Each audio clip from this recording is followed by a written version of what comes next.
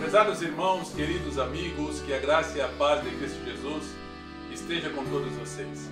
É um enorme prazer me dirigir mais uma vez a vocês, um grande privilégio juntos estarmos estudando a Palavra de Deus mais uma vez nesta oportunidade que Deus nos concede. Sempre é um privilégio quando nós dedicamos tempo para estudarmos aquilo que Deus tem destinado para o nosso crescimento espiritual, aquilo que Deus tem destinado para nos ensinar a maneira com que devemos viver, a maneira em que devemos ser melhores cristãos. E nós estamos seguindo aí uma sequência maravilhosa de estudos relacionada com grandes homens que trabalharam próximo a grandes reis de grandes impérios.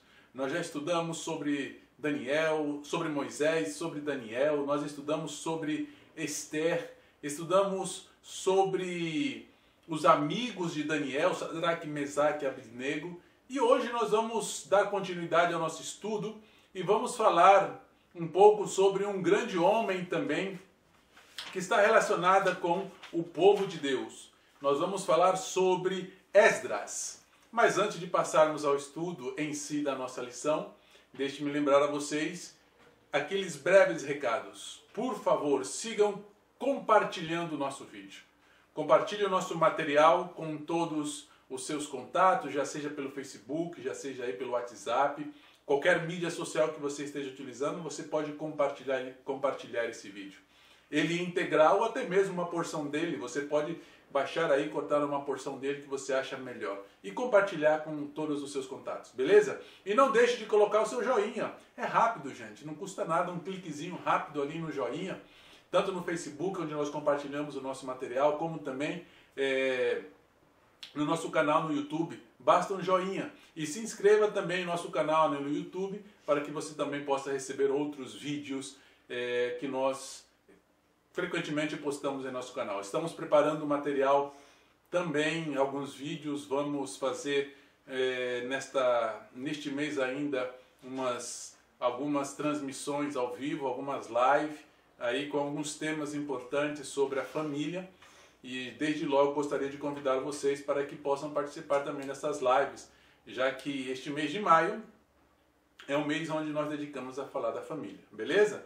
Então estejam atentos aí às novidades que em breve nós estaremos compartilhando em nosso canal, no YouTube e também através do Facebook. E não deixem de utilizar vossas reflexões, aí estão elas, as reflexões diárias, para o culto matutino e para o culto vespertino. É um material muito importante, é um material essencial para nós. Vocês sabem da importância de realizarmos o nosso culto matutino, o nosso culto vespertino, de dedicarmos um tempo junto com a nossa família para buscarmos a Deus tanto pela manhã como pela tarde. Deve ser a nossa prática, isso deve ser um hábito nosso. Então tratemos de desenvolver isso em nosso lar, e assim vamos atrair Deus para dentro da nossa casa, ok? Muito bem. A lição de hoje ela nos leva a um momento muito crucial, a um momento importante da história do povo de Deus, um momento que já estava descrito na profecia do profeta Daniel, um momento em que Daniel viu com antecedência, já que lhe foi mostrado pelo Espírito, e algo que ele também entendeu com a ajuda do anjo da profecia, neste caso Gabriel, que foi enviado pelo próprio Deus para dar a ele o entendimento e a compreensão concernente às profecias relacionadas ao povo de Deus. E nós então vamos estudar hoje mais um momento dessa história que é muito importante. Nós vamos estudar, como eu disse, sobre um personagem central que é Esdras, mas também aos personagens coadjuvantes. Nesse caso nós vamos mencionar também sobre Artaxerxes, que tem a sua parte aí a desempenhar, ou a parte que desempenhou com relação ao povo de Deus, para cumprir assim com a vontade do próprio Deus. Nós perceberemos na lição de hoje que Artaxerxes ele tinha um conhecimento do verdadeiro Deus, inclusive no decreto que ele fez, registrado no capítulo 7 de Esdras, nós percebemos as diversas menções que ele faz ao verdadeiro Deus, ao Deus do povo judeu, e a maneira com que ele reconhece a soberania e o poder desse Deus.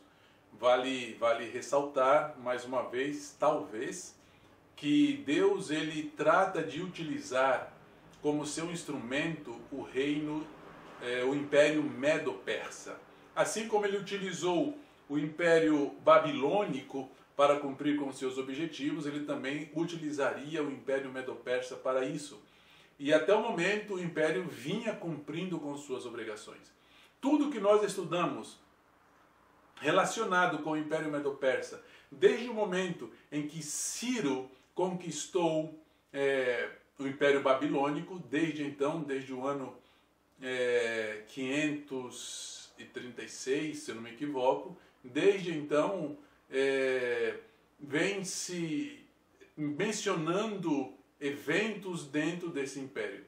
Quando nós estudamos a história dos decretos, nós perceberemos que os decretos eles foram dados, todos eles, os 3 decretos, na primeira metade do Império Medo-Persa, já que, tendo em consideração que todo o período de duração do Império Medo-Persa foi do ano 539, aqui é a data correta, 539, até o ano 331, quando o Império Medo-Persa foi conquistado pelo seguinte império, que seria o Império Grego.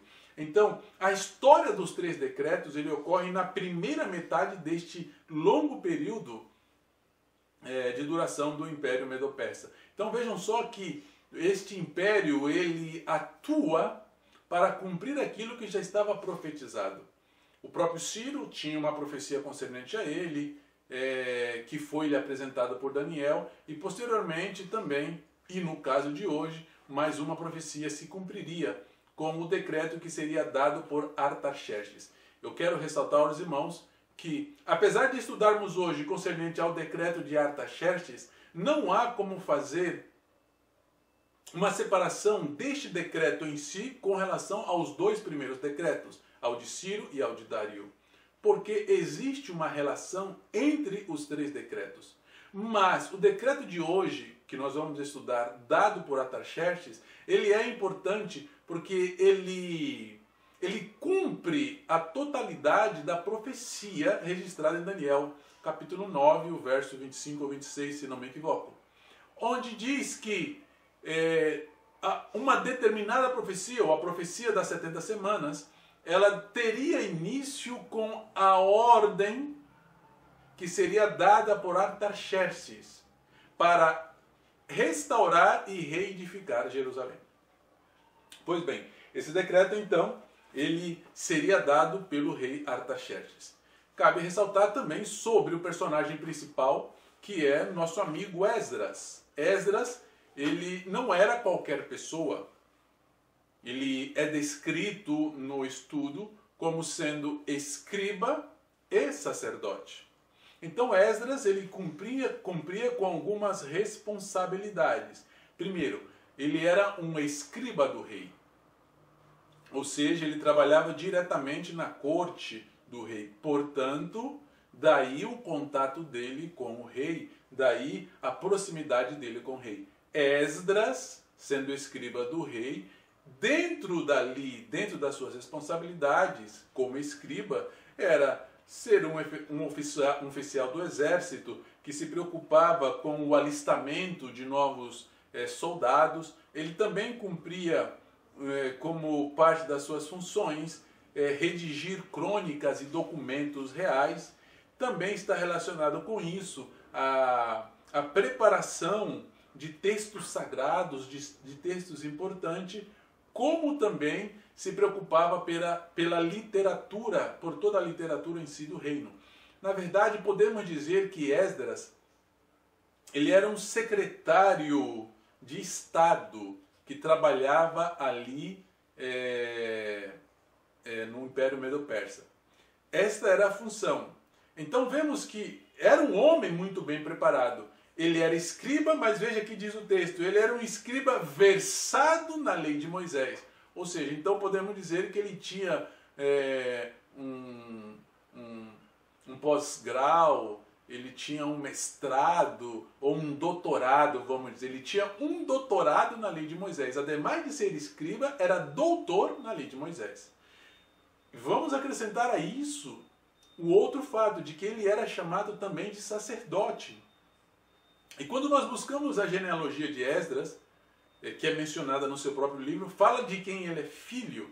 E seguindo isso, nós vamos chegar que Esdras ele era descendente direto de Arão, ou seja, ele fazia parte da principal corrente sacerdotal do povo judeu. Então não era qualquer pessoa, era uma pessoa muito gabaritada e muito importante.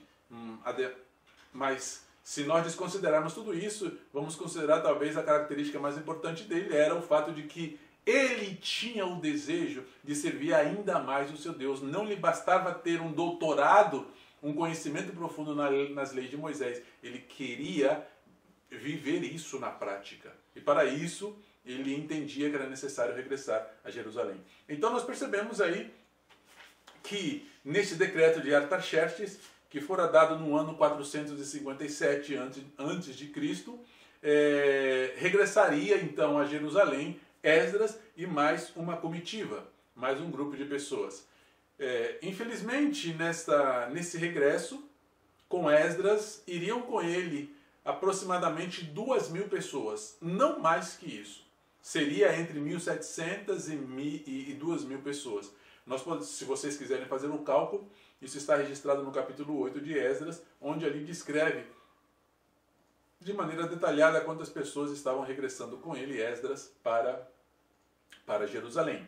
Então, nós vemos aí que retornaram com ele alguns sacerdotes, retornaram com ele levitas, cantores, porteiros dos servidores do templo, tudo isso após o rei Artaxerxes dar então o edito, a ordem para que eles pudessem regressar a Jerusalém. Muito bem. No decreto de Artaxerxes, dado no ano 457, nós vamos encontrar alguns detalhes que são interessantes e que cabe destacar. Primeiro, que ele cumpre aquilo que estava dito na profecia, como eu mencionei anteriormente. Muitos talvez se perguntam, mas por que a Sociedade Missionária Internacional ou o mundo adventista em si considera o decreto de Artaxerxes como sendo o válido para iniciar a profecia das 70 semanas ou as 2.300 tardes e manhãs? Porque justamente o ano 457. Deixe-me dizer a vocês que é necessário entender bem isso. Primeiro, consideramos a data de 457 como a válida porque no decreto de Artaxerxes se cumpriu totalmente aquilo que pedia a profecia. O decreto de Ciro ele foi incompleto. Ele autorizava apenas a reedificação, a construção da cidade, dos muros. O decreto de Dario também, da mesma maneira, apenas ratificou aquilo que já havia sido mencionado por Ciro. Já o decreto de Artaxerxes, ele foi além disso. Além de permitir que se continuasse construindo, nós iremos encontrar que ele fala de uma restauração. E essa restauração é no sentido religioso e civil. Ou seja, o rei Artaxerxes, ele restaura o serviço no santuário através do seu decreto, não que ele restaura, ele decreta que isso seja restaurado, a prática religiosa, ele então ordena sacerdotes, ele diz que o serviço deve ser realizado novamente, ele permite que sejam levados de novo para Jerusalém os utensílios que pertenciam ao templo e que foram trazidos por Nabucodonosor à Babilônia. Ele estabelece ali, ou oferta também, aquilo que era necessário para se fazer o sacrifício. E ele também menciona, ou dá a Esdras, através do decreto, a autoridade para que possa estabelecer novamente o poder civil, magistrados, para que pudesse reger e governar o povo ali. Por isto, então, nós afirmamos, de uma maneira sucinta, logicamente, que eu apresentei isso, mas afirmamos com isto e outros detalhes que é este decreto que é válido para ser considerado como o início da profecia. Não o de Ciro em 537, não o de Dario em 520. Mas não descartamos os dois primeiros. Porque um começou, o outro deu continuidade e o outro deu fim. Cumpriu tudo aquilo que estava mencionado na profecia. Então o decreto de Artaxerxes, como é descrito na pergunta 2, decretado no seu 7º ano de reinado, que ocorreu no ano 457. E a primeira tarefa de Esdras, logo que retornasse a Jerusalém, veja só, era que Esdras ele pudesse então ir a Jerusalém e, ao regressar a Jerusalém, desempenhar algumas tarefas que eram necessárias ali naquela cidade. E o rei, ele trataria de ajudar então aquele povo, oferecendo tanto o rei como os seus conselheiros, ofereceram a Esdras e aos que regressaram prata, ofereceram ouro, para que, e de maneira voluntária, vejam só, ofereceram e consagraram aquilo não a Esdras e aos que estavam regressando, senão ao Deus de Israel. E vejam que interessante, como eu disse, as menções que faz Artaxerxes em seu decreto com relação ao Deus dos hebreus. Ele fala, cuja habitação está em Jerusalém. Então, de alguma maneira, Esdras, ele deu a conhecer a Artaxerxes sobre o verdadeiro Deus, e isso ajudou Artaxerxes no momento de dar o decreto para que o povo pudesse regressar a Jerusalém. E ofereceu ainda mais, diz o texto bíblico, ele ofereceu como eu posso dizer, o que era necessário para fazer as libações, para fazer ofertas, para serem oferecidos no altar da casa de vosso Deus que está em Jerusalém. E também, apenas ratificando, que eles levassem os utensílios do serviço da casa de Deus, restituído, então, tudo isso perante Jerusalém. E tudo aquilo que fosse necessário para o culto ao verdadeiro Deus seria tirado dos tesouros do rei. Então Artaxerxes, ele se dispõe não apenas em decretar que um grupo regressasse a Jerusalém, mas em decretar que o serviço no santuário, o serviço no templo que estava em Jerusalém, fosse restaurado. E para isso ele concederia tudo aquilo que fosse necessário para essa restauração do culto ao verdadeiro Deus. Nós percebemos aqui na nota, e ela diz da seguinte maneira, o decreto de Artaxerxes, Longimano, para a restauração e reedificação de Jerusalém. O terceiro desde a terminação dos 70 anos de cativeiro.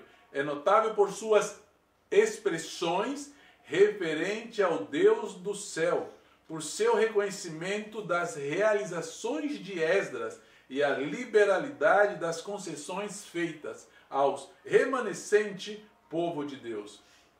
Então veja que interessante. 3 características. Reconhece o verdadeiro Deus em seu decreto. Ele reconhece as qualidades de Esdras como escriba e como sacerdote e como conhecedor profundo das leis de Moisés. E, enfim, por terceiro, menciona a liberalidade de Artaxerxes em voluntariamente doar aquilo que era necessário para o restabelecimento do culto na casa de Deus. Muito bem.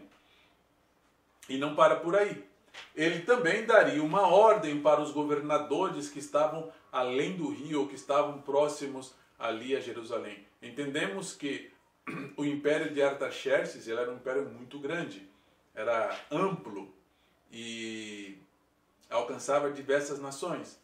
E através do seu decreto, ele permite então que os governadores, de acordo à pergunta número 4, de além-rio também pudessem ajudar a Esdras e ajudar o povo judeu. Nós encontramos ali que, veja, que o rei ordena que tudo que for pedido por Esdras, sacerdote, escriba e conhecedor da lei de Moisés, prontamente seja feito. Ou seja, Esdras podia, olha, eu vou precisar disso, disso, daquilo outro. Então, os governadores das províncias de Medo-Persa estavam autorizados a atender os pedidos de Esdras. E ele diz assim, olha só, vocês podem prontamente dar 100 talentos de prata, podem dar 100 coros de trigo, podem dar 100 batos de vinho e até 100 batos de azeite e sal à vontade. Talvez seja curioso o fato de que o rei diga, olha, pode dar vinho, pode dar azeite, pode dar trigo, pode dar sal. Mas para que isso? Era prática no Império Medo-Persa que alguns impostos não fossem cobrados em ouro e em prata, senão em, como eu posso dizer, em espécie, em produto. Então eles recebiam muito trigo, recebiam muito vinho, recebiam muito sal. E justamente ali na área da Palestina se produzia muito tudo isso. Se produzia muito o vinho, se produzia muito o trigo. E tudo isso foi ordenado que fosse levado, ou dado a Esdras quando ele solicitasse. E era muita coisa. Por exemplo, 100, ali fala de 100 talentos de prata. Era uma quantidade razoável, uma boa quantidade para que Esdras pudesse utilizar na casa de Deus. Comparado com a quantidade que foi oferecido ao rei Assuero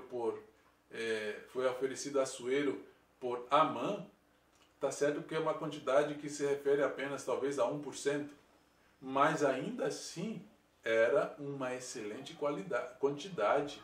Seria aproximadamente aí seus quase, como eu posso dizer, 600 mil reais aproximadamente.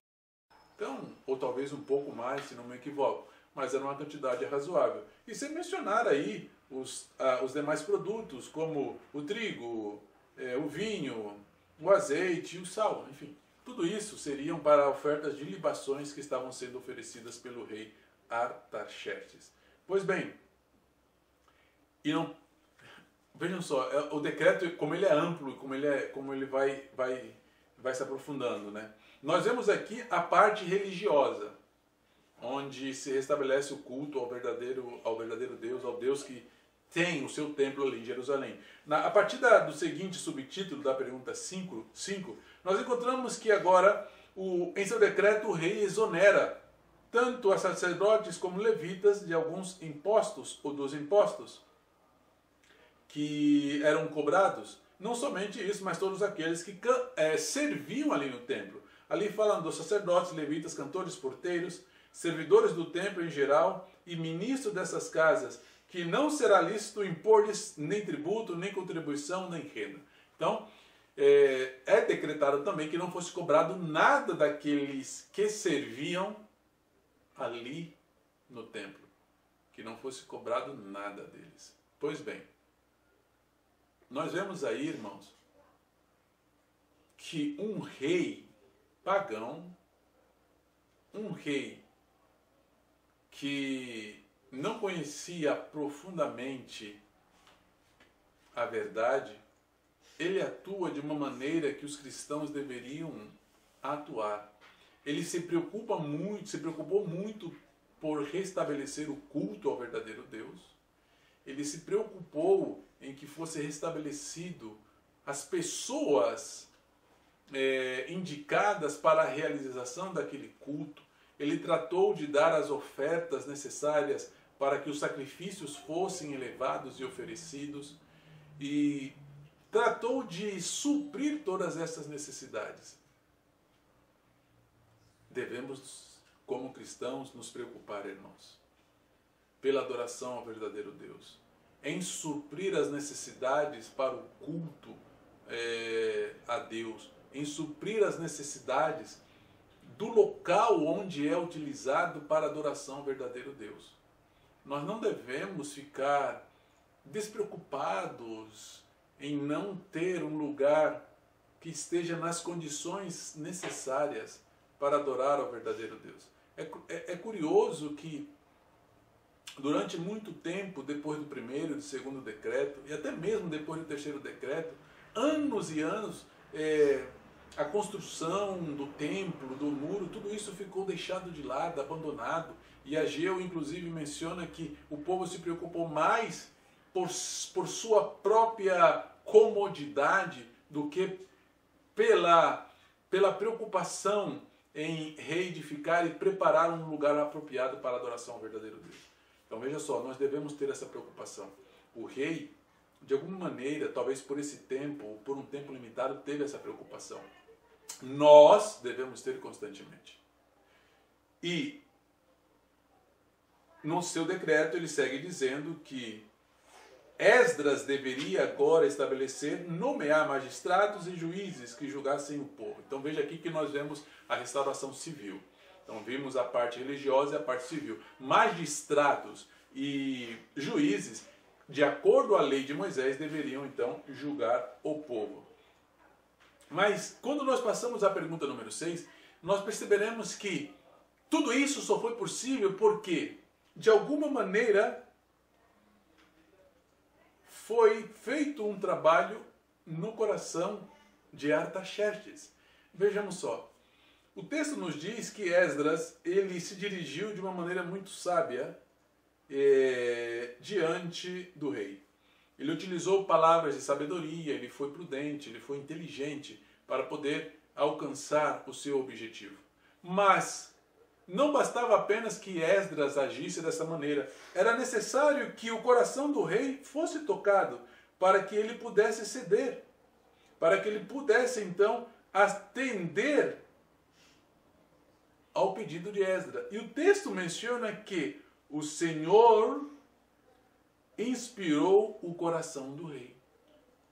Então veja só que houve um trabalho de Deus no coração de Artaxerxes para que ele pudesse tomar essas atitudes, para que ele pudesse reconhecer ao verdadeiro Deus, para que ele pudesse destacar as características de Esdras como escriba, sacerdote e profundo conhecedor das leis de Deus, e também para que pudesse ser liberal. Ou seja, não adiantaria nada Esdras trabalhar com o rei, ter palavras de sabedoria, ser prudente, se dirigir devidamente ao rei, se ele, o rei, não fosse tocado pelo Espírito Santo.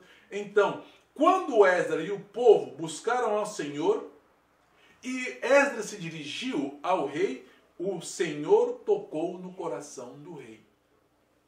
Aqui tem algo que é essencial, queridos.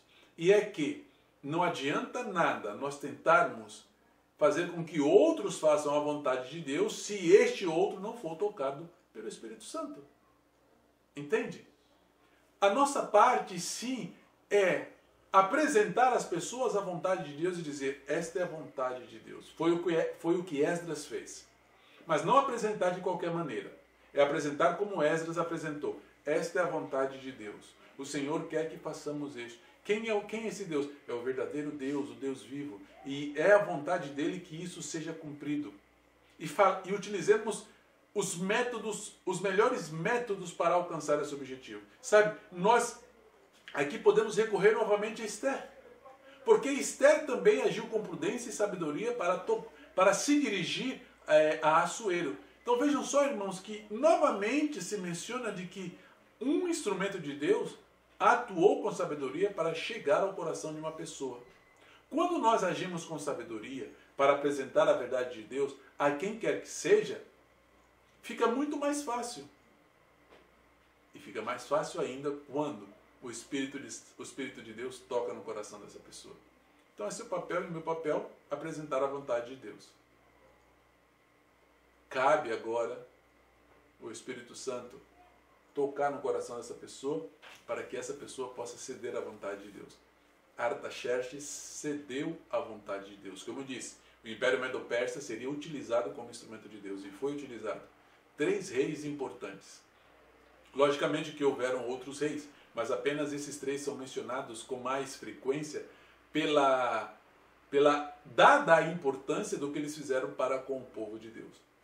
Portanto, nós tivemos aí a certeza de que Deus trabalhou no coração deste rei e o decreto dado por ele trouxe grande alegria para todos aqueles que estiveram com Esdras, unidos com Esdras, para este propósito. Bom, o decreto foi dado, o dia foi marcado para regressar, Esdras marcou com o povo e disse, olha, nós vamos nos encontrar em tal lugar, vamos nos encontrar ali próximo ao rio. E ali no nosso texto bíblico menciona o nome do rio, que é o rio que vai a Ava. Então ele marcou o ponto de encontro e ali estiveram por 3 dias, se reuniram aí esse grupo de pessoas. Volto a dizer, foi um grupo muito pequeno que regressaria desta vez, mas ali estavam todos reunidos. Passado um determinado tempo, antes de começar a viagem, eles se propuseram, a pedido de Esdras, a fazer um jejum. Como diz ali, apregoei ali um jejum antes de saírem em viagem, para que assim o caminho deles pudesse ser seguro, tanto para eles como para os filhos. E termina dizendo que o coração daquelas pessoas foram mais próximos de Deus e Deus ouviu então a petição deles e eles puderam regressar em segurança para Jerusalém. Então, pediram a guia de Deus, mais uma vez, não somente para que o decreto fosse dado, mas para o decorrer da viagem, para que Deus pudesse acompanhá-los no decorrer da viagem. Com certeza era uma viagem perigosa, que passaria por diversos lugares, por outros povos de culturas diferentes. Então realmente era necessário que Deus pudesse acompanhá-los de regresso a Jerusalém. Pois bem, irmãos, mais um decreto que foi dado e mais um decreto que foi cumprido. Esdras então regressou a Jerusalém. Mas tudo aquilo que havia sido dito no decreto, nos 3 decretos, vamos dizer assim, foi cumprido plenamente pelos que regressaram? Será que conseguiram terminar completamente o templo? Será que conseguiram terminar completamente o muro? Como estava a relação do povo com a lei de Deus? Como estava o sacerdócio? Esdras foi muito importante. Mas na semana que vem nós vamos estudar sobre um outro personagem que também foi crucial para a completa restauração e reedificação de Jerusalém. O decreto já havia sido dado. O decreto cumpriu com aquilo que havia sido determinado pela profecia. Preparemos-nos, irmãos, para a nossa próxima lição e que o Espírito Santo venha nos ajudar a reter, assimilar e a praticar os ensinamentos que foram transmitidos a nós através da vida de Esdras, através das próprias práticas de Artaxerxes e também de todo o povo ali de Judá. Que o Senhor possa te abençoar e derramar muitas bênçãos, infinitas bênçãos na tua vida. É o meu desejo em Cristo Jesus. Amém.